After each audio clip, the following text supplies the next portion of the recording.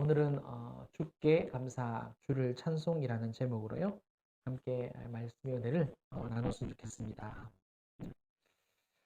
광야를 지난 사람은 자기 힘으로 사실 찬양을 하기가 참 어렵습니다. 그렇죠. 기쁜 일이 있으면 얼마든지 우리가 찬양할 수 있잖아요. 네, 그런데 그 반대로 힘들고 어려운 시간을 지나고 있으면 사실 입조차 번긋하기가 참 어렵다는 거죠. 한번 생각해 볼까요? 예를 들어 볼까요? 평생 건강했어요. 그런데 건강검진을 받았는데 갑자기 뭐가 집힌대, 뭐가 보인대. 불안해지죠, 그죠? 예. 또 암 진단을 받았다라고 한번 생각해 보세요. 예. 나중에 이제 시간이 지나면 찬양할 수는 있어도 그 순간만큼은 참 하기가 어려워요. 우리 아이들을 생각해 볼까요? 어렸을 때는 말을 참 잘 듣습니다. 물론 이제 좀 아웅다웅하긴 하지만 그런데 사춘기에 접어들면 예, 애도 열받고 부모님도 열받고 그냥 온 집안이 화로 그냥 가득해요. 예, 예. 보일러 안 틀어도 돼요. 늘 뜨뜻해. 맞죠? 어른들을 생각을 해볼까요? 갑자기 네 명퇴를 하게 된다든지 사퇴 권고를 받는다든지 그러면 청천벽력 같죠. 준비해 놓은 것도 없는데 예, 아이들은 어떻게 가정은 어떻게 돌봐야 할까? 그런 부분들 걱정이 됩니다.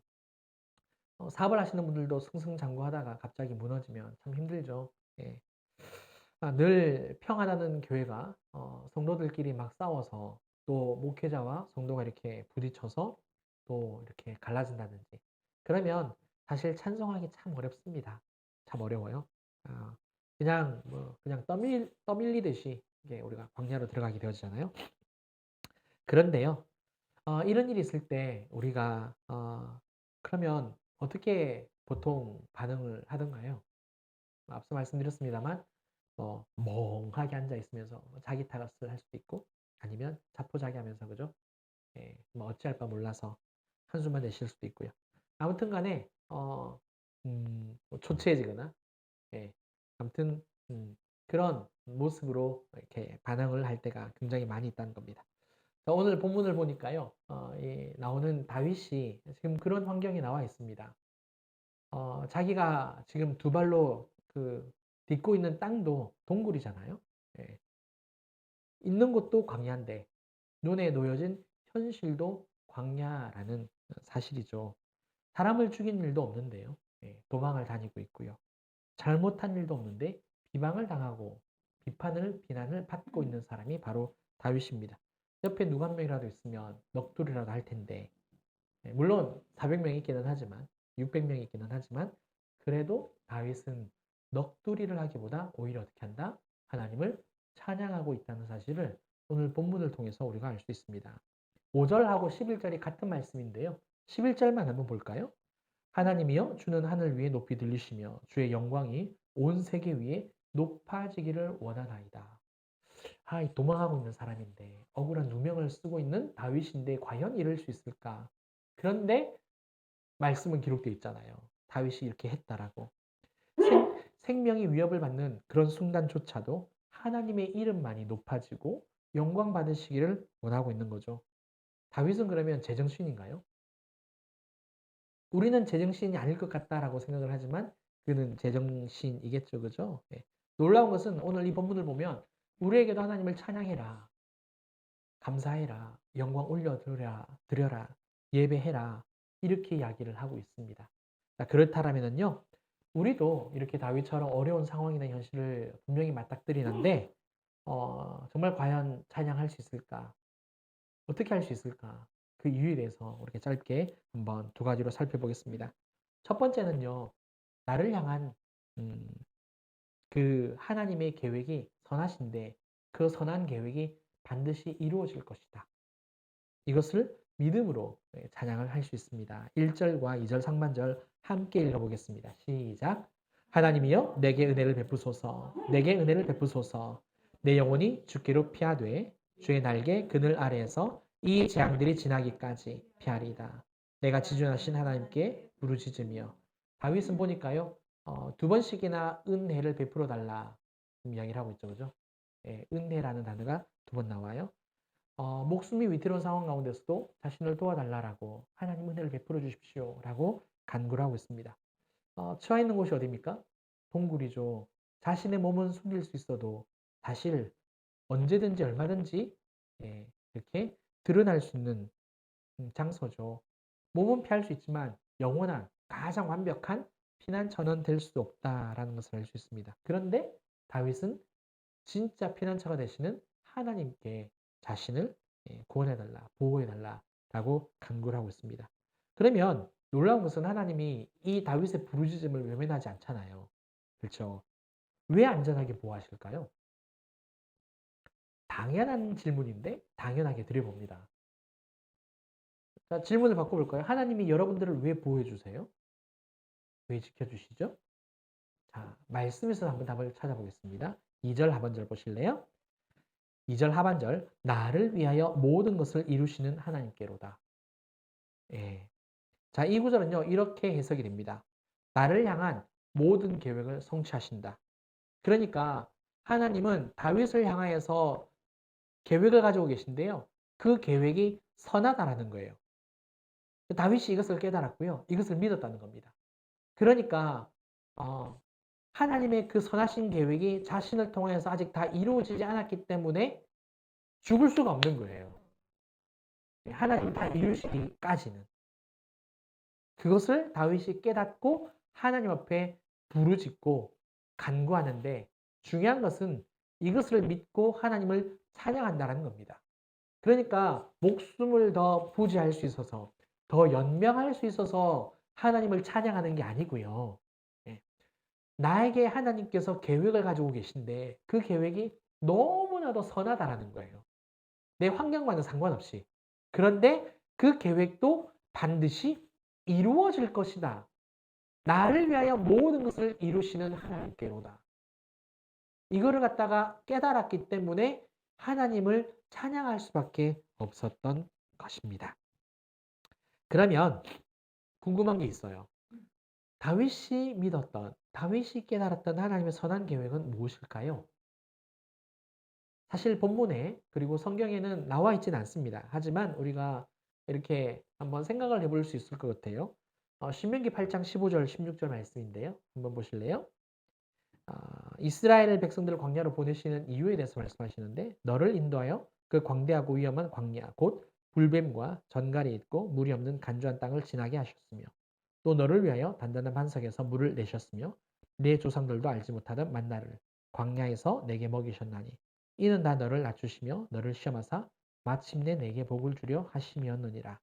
하나님께서 이스라엘 백성들을 택하셨잖아요. 그런데 강력한 애굽의 신들을 다 심판하시고 또 꺾으셨단 말입니다. 그런데 보세요. 여기에서 이 본문에서 뭘 이야기하고 있느냐? 다 너를 낮추시며 너를 시험하사 마침내 내게 복을 주려 하심이었느니라. 그러니까 이스라엘 백성들에게 하나님께서 시험을 주시고 연단을 하신 이유는 낮추시고 복을 주시려고 하나님의 자녀로서 더 경건하게 하나님과 동행하는 삶을 살아가게 하려고요. 그러니까 하나님은 이스라엘 백성들이 400년 동안 이스라엘 백성들이 노예 생활했으니까 노예 근성이 있을 거 아니에요. 그렇죠. 그런데 그런 부분들을 다 없애시려고 하나님의 자녀로 온전히 살게 하시려고 광야의 삶을 허락하셨다는 겁니다. 그러면 이것을 근거로 해서 다윗도 한번 유추해 볼 수 있겠죠. 어렸을 때 기름 부음을 받았습니다. 사무엘 선지자를 통하여서. 그렇죠. 그리고 난 다음에 10년이라는 시간이 흘러가는데 어느 누구도 자신의 미래에 대해서 말해주지는 않지만 그래도 기름 부음을 사무엘 선지자로 받았다라고 한다면 아무리 여덟째 아들이었어도 막내였어도 알 건 안다는 거예요. 왜? 사무엘 선지자를 모르는 사람이 없고 아버지 이새와 그 다음에 형들 7명이 다 모여서 한 집에 있는데 지금 자기가 기름 부음을 받았단 말입니다. 이스라엘 백성인데 기름에 뿔을 기름을 담아서 이렇게 붓는데 이걸 그런데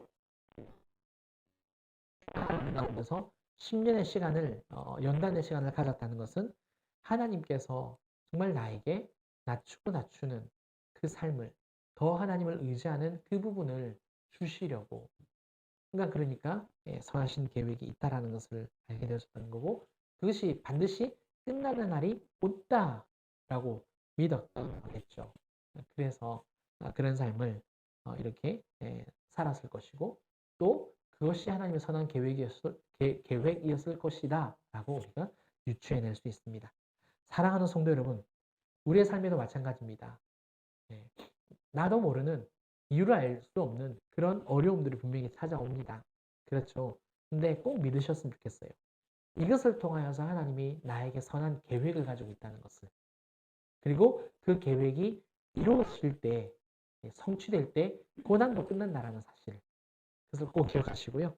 어떤 상황이시든지 하나님의 선하신 계획이 있음을 꼭 믿는 저와 여러분들 되셨으면 좋겠습니다. 그러면 찬양할 수 있어요. 왜? 반드시 하나님이 그 계획을 이루실 거니까. 그렇죠. 항상 찬양하는 저와 여러분들 되셨으면 좋겠습니다. 자, 두 번째로 어떻게 또 찬양할 수 있을까? 모든 상황을 하나님이 주관하신다라고 믿기 때문에 찬양하는 겁니다. 사실 이 부분은 쉽지는 않습니다. 그럼에도 불구하고 다윗은 찬양을 해요. 6절 말씀 보실까요? 그들이 내 걸음을 막으려고 그물을 준비하였으니 내 영혼이 억울하도다. 그들이 내 앞에 웅덩이를 팠으나 자기들이 그 중에 마셨도다. 자, 문맥에 따라서 여기서 내 영혼을 이렇게 말씀드렸습니다. 영혼이지만 우리의 영혼은 몸과 영을 분리시킬 수 없다 그랬어요. 그렇죠? 그래서 생명으로도 이렇게 해석을 할 수 있고요. 그 다음에 억울하도다라는 말은요. 문자적으로 엎드려 죽게 되었다. 이런 뜻을 가지고 있습니다. 그러니까 다윗이 지금 사울의 군대로 말미암아 굉장히 힘들고 어려운 순간을 맞았다. 그리고 거의 뭐 죽게 되어졌다라는 이런 고백이 되겠죠. 실제로 사무엘상 24장을 읽어보시면 어떤 일이 벌어집니까? 사울이 블레셋 사람들을 쫓으러 가다가 귀환을 하죠. 근데 다윗이 엔게디 광야에 있다라는 소식을 접해요. 그래서 어떻게 합니까? 군대를 이끌고 다윗에게로 찾아가죠. 이때 데려간 사람이 3,000명이에요. 3,000명의 군대를 데리고 이렇게 찾아가는데 결국 어떻게 되어집니까? 엔게디 그 동굴 안에 사울이 용변을 보러 가죠. 그렇죠. 맞닥뜨리기는 하지만 서로 깜깜한 가운데서 만나지 못하는. 잘 보십시오. 사울이 다윗을 좀 죽이려고 하는 입장 가운데서 어떤 상황이 벌어졌습니까? 다윗이 사울을 죽일 수 있는 상황이 되어졌습니다. 역전이 일어나게 되어진 거죠. 그런데요, 잠깐 여기서 잠깐 멈추고 7절 고백을 한번 보겠습니다. 하나님이여 내 마음이 확정되었고 내 마음이 확정되었사오니 내가 노래하고 내가 찬송하리이다. 자신의 마음이 확정되었다라고 지금 두 번씩이나 고백을 하고 있단 말입니다. 자, 어떤 마음이 확정되었다는 거죠? 그러니까 다윗을 원수로 여겼던 그 사울을 죽일 수 있는 복수의 마음이 확정된 겁니까? 드디어 죽이게 됐다. 드디어 날이 왔다.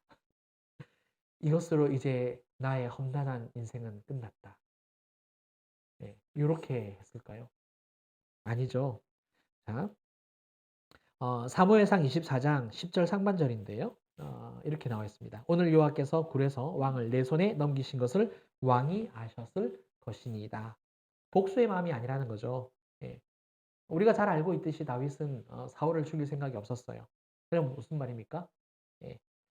사울에게 쫓겨다니는 다윗이었지만 그런 신세를 계속해서 살고 있었지만 하나님이 상황을 바꿔주시면 곧바로 역전이 된다는 거예요. 하나님이 상황을 바꿔주시면. 그러니까 다윗은요. 모든 상황을 하나님이 주관하신다 이것을 다시 한 번 더 깨달았던 거예요. 그 깨달음 가운데서 정말 하나님이 주권의 하나님이시고 또 나의 하나님이시구나 이것을 알고 확정을 하고 정말 하나님만 내가 의지하기로 찬양하기로 마음을 정했다는 거예요. 확정하다 마음을 정했다고요. 현실은 물론 도망자 신세예요. 그럼에도 불구하고 모든 것이 하나님께 손에 달려있음을 기억하고 하나님을 찬양했던 다윗을 우리가 보게 됩니다. 자, 그러면 한 가지 더 질문을 해볼까요? 하나님께서 이렇게 다윗의 상황을 바꿔주시는 이유는 뭐죠? 또 당연한 질문 한번 해봅니다. 왜 바꿔주셨을까요? 사무엘상 16장 7절 말씀 제가 읽어드릴게요. 여호와께서 사무엘에게 이르시되 그의 용모와 키를 보지 말라. 내가 이미 그를 버렸노라. 내가 보는 것은 사람과 같이 아니하니 사람은 외모를 보거니와 나 여호와는 중심을 보느니라 하시더라. 자, 바로 마음의 중심 때문입니다.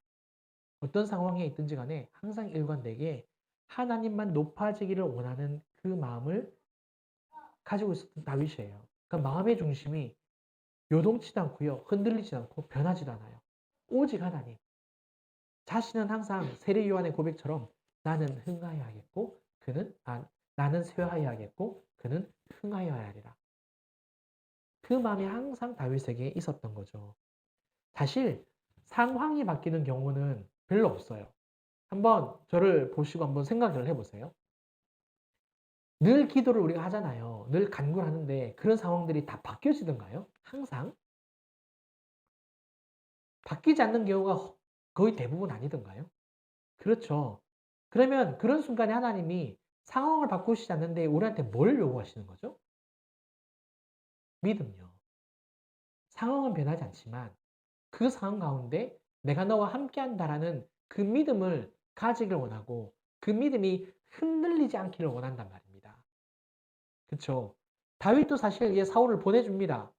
그런데 또 쫓겨다녀요. 또 상황이 변화된 건 없어요.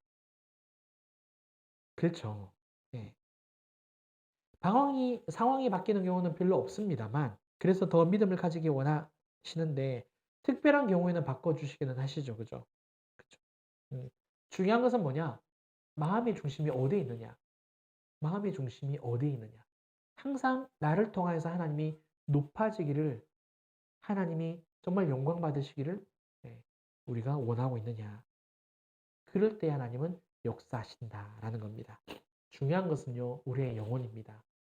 예, 아무리 말해도 지나치지 않습니다. 예, 속사람, 영혼이 진실로 중요합니다. 하나님 우리의 중심을 보세요. 중심이 항상 하나님을 향하여 있는지만 보고 계신다는 것. 이것을 꼭 기억하셨으면 좋겠습니다.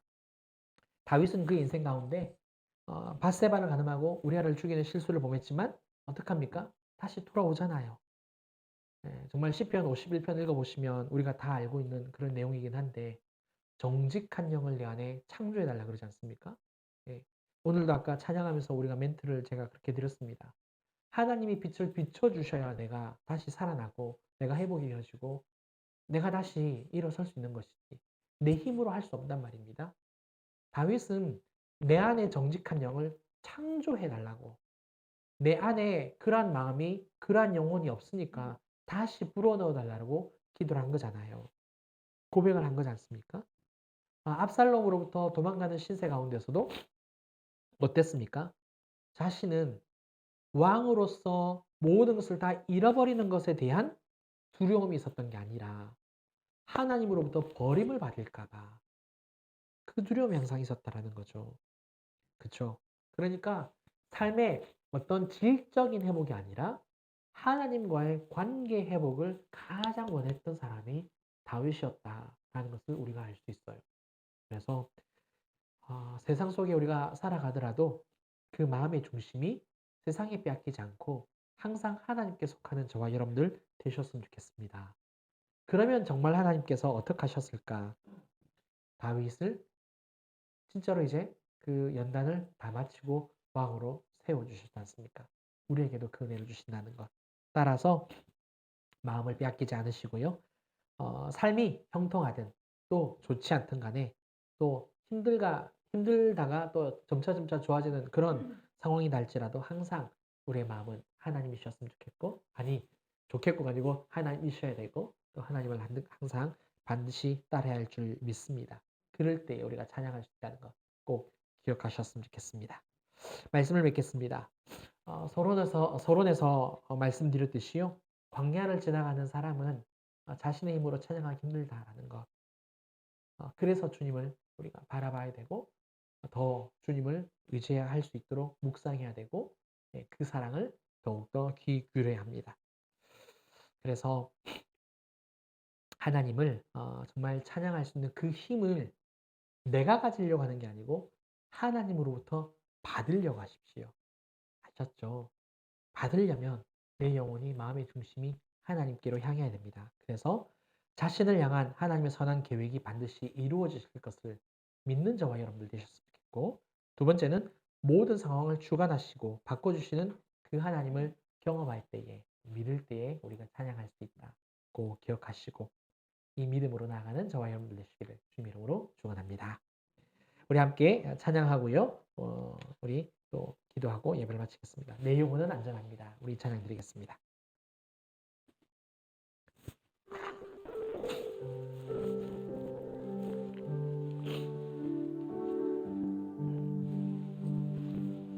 내 아버지 그 품 안에서 내 영혼은 안전합니다. 주 손길로 내 삶을 안으시니 그 평강이 나를 덮습니다. 나 비록 넘어지면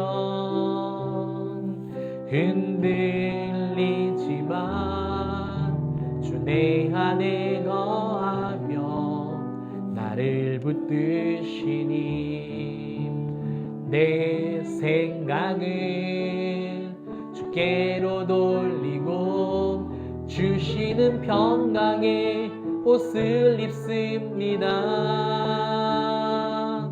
주 약속 안에서 내 영혼 평안을 내 뜻보다 크신 주님의 계획 나 신뢰해 두려움 다 내려놓고 주님만 의지해 주 안에서 내 영혼 안전합니다. 내 아버지 그 품 안에서 내 영혼은 안전합니다. 주 손길로 내 삶을 안으시니 그 평강이 나를 덮습니다. 나 비록 넘어지면 흔들리지만 주 내 안에 거하며 나를 붙드시니 내 생각을 주께로 돌리고 주시는 평강의 옷을 입습니다. 주 약속 안에서 내 영혼 평안을 내 뜻보다 크신 주님의 계획 나 신뢰해 두려움 다 내려놓고 주님만 의지해 주 안에서 내 영혼 안전합니다. 아멘. 우리 함께 기도할까요? 사랑하는 성도 여러분, 어느 누구보다 여러분들을 사랑하는 분은 하나님 외에 없습니다. 믿으시죠? 아멘, 아멘. 하나님이 나를 가장 사랑하십니다. 그 사랑을 우리가 몰라서 그렇지, 신앙이 더 깊어지고 더 깊어지고 또 깊어지고 또 깊어지면 그 사랑을 더 알게 되고 더 알게 되고 더 알게 됩니다.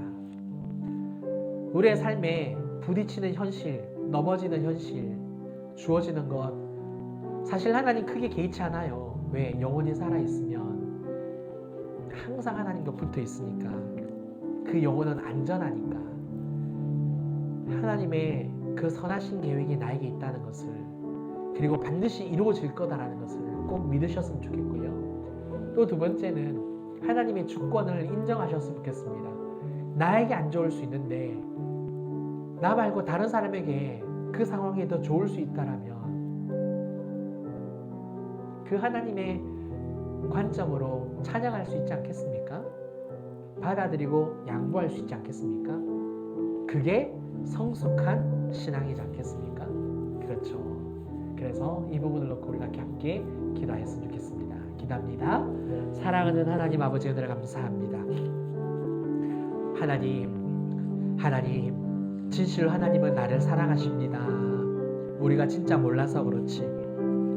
우리가 자꾸만 육으로 살아서 막연해서 그렇지. 아버지 하나님, 우리가 자기 자녀들을 정말 애틋하게 아버지 하나님 정말 마음을 다해서 사랑해 주는데 우리 부모의 마음보다 하나님 아버지의 마음이 더 그러하지 않겠습니까? 우리가 몰라서 그렇지.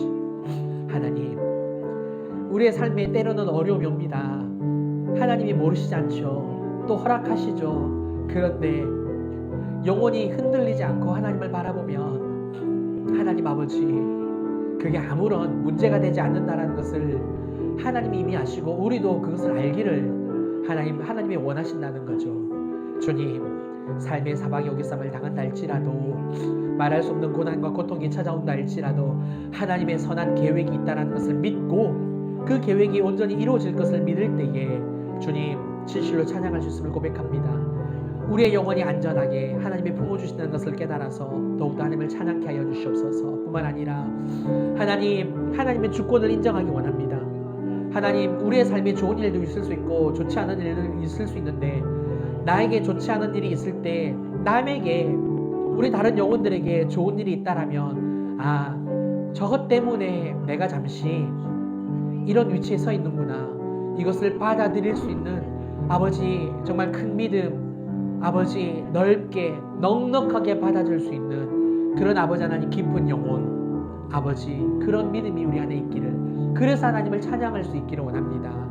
성숙한 성장하는 이 영혼으로 나아가는 우리 모두 되게 하여 주시고 정말 그렇게 하나님을 찬양하여서 하나님 정말 주께 감사하고 주를 찬송하는 우리의 삶이 되도록, 정말 주를 찬송하고 주께 감사하는 삶이 되도록 인도하여 주옵소서.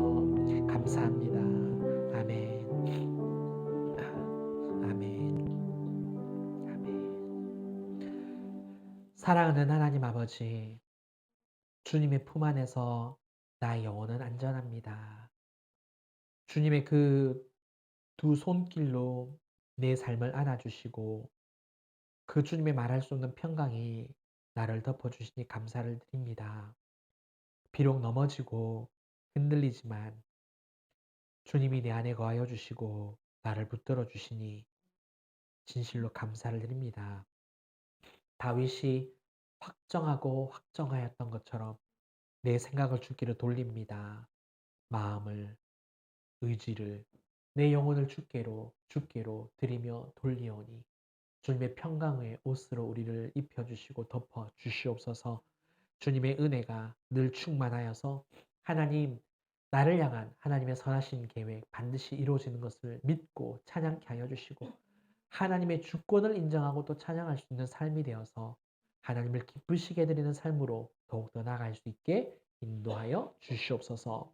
그렇게 인도하심을 믿고 감사드리며 지금은 우리 주 예수 그리스도의 은혜와 크신 하나님의 사랑과 성령님의 감화감동 교통 충만하심이 하나님을 온전히 찬양하고 감사하기로 결단하는 사랑하는 우리 모든 성도님들과 또 가정과 또 모든 일터와 우리 진주빛 교회와 이 나라 이 민족 위에 이제로부터 영원토록 함께 있을지어다. 아멘. 아멘.